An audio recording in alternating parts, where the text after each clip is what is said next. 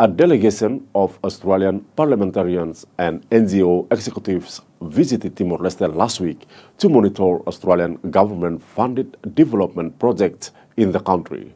Australia remains Timor-Leste's largest development partner, contributing over $20 million to the country's growth in the last year. Tracking every $8, Australian lawmakers met with local communities in Dili to examine how foreign aid is being spent. In particular, the municipal governments. The delegation visited a freshwater reservoir fed by natural streams in Dari. It's great to be here and to see this village, Dari, where we've got a tap which has really changed the lives of the villagers here in terms of access to drinking water in their own homes. This water tank was built in 2021 through the National Program for Village Development Fund with technical assistance for Protv, an Australian-funded program.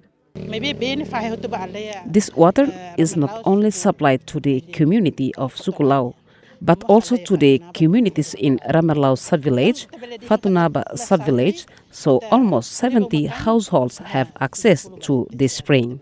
Working alongside local NGO Permatil, communities build traditional water conservation barriers to protect their long-term water supply. This spring, even in summer, it does not dry up, but the volume of water is less. So, with this water reservoir tank, to collect the water and distribute it to the communities in this area. How does it work? Since independence, Australian-funded programs have benefited Timor-Leste's health, education, climate change, economic development, water and infrastructure sectors. Our government and your government need to continue working together to make sure that every dollar spent makes the absolute maximum difference for Timor-Leste. You're our close neighbours, you're our friends, you're our family, and we want to see you thrive and we want to continue the friendship.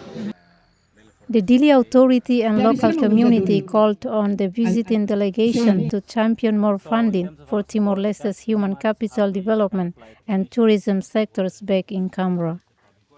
We also need Australian assistance in the areas like gardeners. You all can see for yourself that our gardens are not as beautiful as in Australia, so we need people to help us in the management of parks and gardens and develop our local tourism sector. Upon returning to Australia's capital, the 8-member Australian delegation will brief their government on how aid funding is providing local livelihoods and where to expand future cooperation. It is really important as politicians that when we go back home we can have that informed conversation with our government about where the money goes and how important it is to our relationship.